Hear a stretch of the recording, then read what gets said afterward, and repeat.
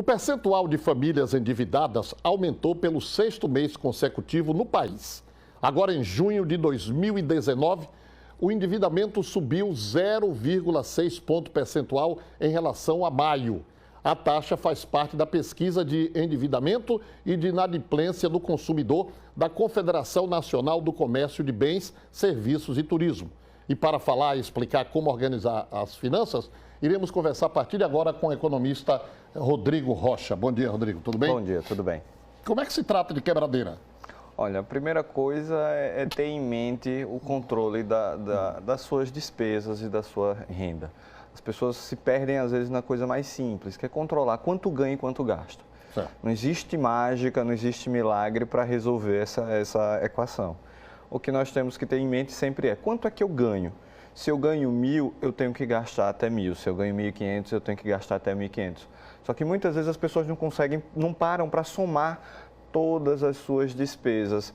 Aí vive entrando todo mês naquela dificuldade de não conseguir fechar as contas. Então, primeira coisa, parar, sentar e olhar todas as despesas da família. Muito bem, isso é lógico, eu vou fazer aqui o papel de advogado, né, do diabo, vou contestar aqui.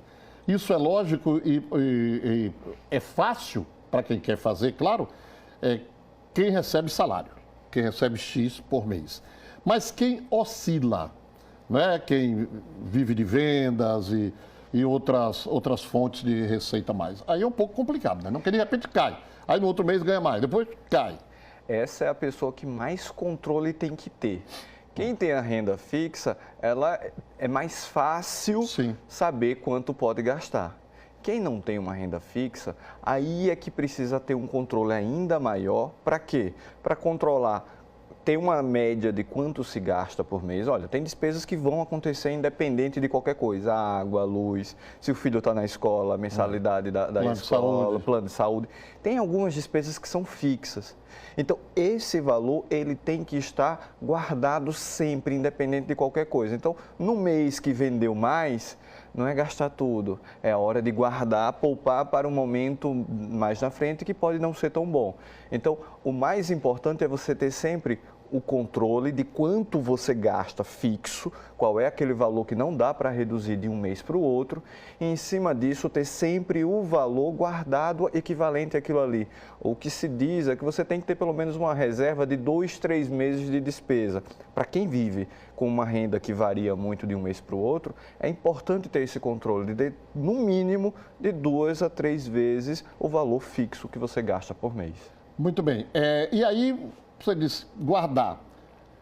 Qual seria a sugestão do economista? Poupança hoje não rende nada. E para quem guarda por pouco tempo, qual seria esse tipo de aplicação? É justamente o que tem que ter em mente. Quando você fala em uma renda fixa ou uma aplicação fixa, você geralmente pensa na poupança. Não, vou aplicar na poupança porque é o mais simples. Valores baixos e que você vai precisar usar no dia a dia, a poupança não é o grande vilão. Porque é um valor que não vai render se você está botando 1.000, 2.000, 3.000 e deixando guardado para usar a todo momento, para pagar uma coisa, pagar outra. Até na própria corrente às vezes fica o dinheiro, mas você pode dentro de um banco já deixar aplicado em algum CDI, você vai negociar com o banco.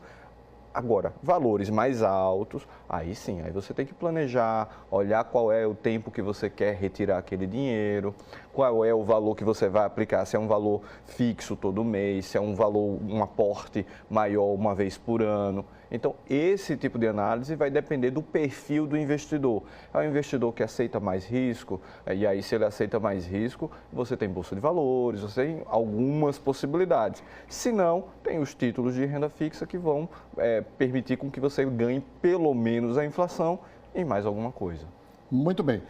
E qual é a perspectiva que nós poderemos ter futura? Dá para se traçar essa perspectiva com relação ao Brasil? Olha, a economia brasileira ainda está muito oscilante. A gente passou por um momento muito difícil, uma crise forte realmente ao longo dos últimos anos. 17 e 18 o crescimento ainda foi muito pequeno e infelizmente para esse ano a expectativa é de ser ainda menor do que em 2018. Então está abaixo de 1%, que foi o último indicador de crescimento da economia. Então infelizmente, a gente ainda está num cenário que não é tão positivo, tão favorável. A gente espera que até o final do ano algumas reformas estruturais sejam realizadas para que a economia brasileira volte a funcionar. Mas essa economia voltando a funcionar do jeito que o brasileiro por si só ele é gastador, não é verdade? Não é que ele seja esbanjador, ele é gastador. Será que se equilibra? O que a gente fala dentro da economia é o que se chama de demanda reprimida. O brasileiro, como ele passou por um momento, historicamente, a década de 80 em especial, deixou uma memória no brasileiro de não saber quanto vai ganhar, porque a inflação era muito alta. A gente acabou de comemorar 25 anos do Plano Real, que foi que controlou a inflação dentro do país. Então ficou aquela demanda reprimida, aquela vontade de gastar. Quando você começou a estabilizar a questão da inflação, as pessoas começaram a fazer muito endividamento, parcelavam para 10, 15 vezes. E isso tudo foi gerando esse desejo de consumo, muitas vezes sem o devido controle. As pessoas geralmente falam mal do cartão de crédito. O problema não é o cartão de crédito, o problema é o uso que é feito do cartão de crédito.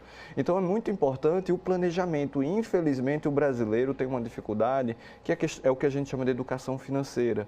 Não é dado desde a infância na escola. Hoje em dia as escolas já estão começando a implantar isso e a gente espera que as próximas gerações sejam mais controladas. Mas é importante desde pequeno você já colocar para o seu filho, olha, papai não vai comprar esse mês porque está apertado. Aí muitas vezes os pais vão e se endividam para comprar um presente que não podem comprar.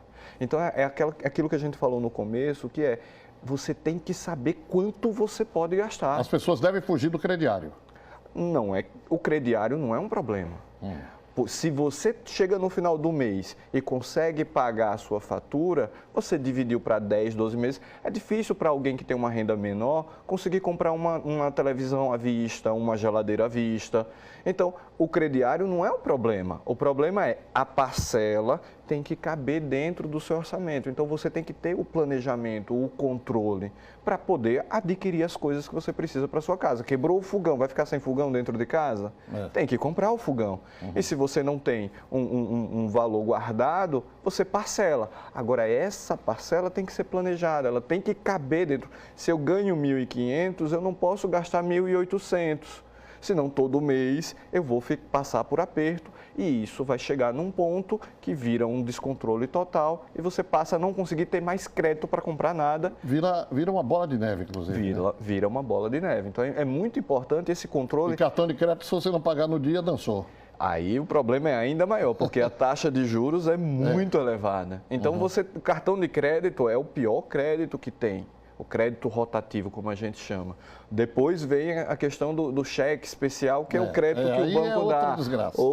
Outro problema. Então, é importante que a pessoa tenha controle, justamente para não precisar entrar nessa bola de neve, porque depois que entra, para sair é muito difícil. É muito complicado. Então, vocês estão acompanhando aí as dicas aqui no nosso programa, no programa Sergipe no ar do Rodrigo Rocha aqui. Para finalizar, quais as outras dicas mais básicas que você daria para aquelas pessoas que acordam já, poxa, o cobrador vai chegar na porta já já, independente das que você já deu? Como já dito, a primeira coisa é planejar, organizar as contas.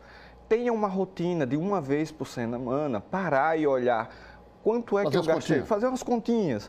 Você separa, por exemplo, se eu tenho um salário, uma renda, um salário mínimo de R$1.000, quanto é que eu gasto por semana? Em tese, algo em torno de 200, 250.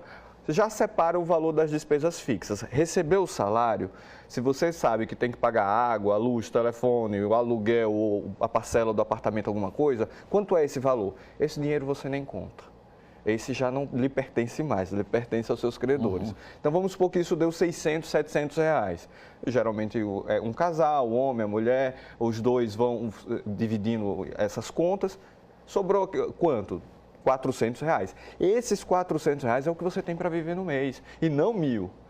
Então, esses 400 você tem que separar. Um mês, 4 semanas, 100 por semana. ir toda quinta-feira, marcar um horário. É disciplina, é importante ter o controle, pelo menos no começo. Depois de uns 2, 3 meses, você já sabe controlar, porque o problema é que quando não tem controle nenhum, é começar a ter. Então, durante uns 2, 3 meses, toda semana, marca um horário, é um compromisso com você mesmo. Como você tem um compromisso com uma novela, com uma série na TV, tem um compromisso com a sua vida financeira. Então, quinta-feira, 7 da noite, eu vou sentar e olhar minhas contas. Faça isso toda semana. Muito bem, fica a dica aí. Um abraço, viu, Rodrigo? Abraço. É um bom dia.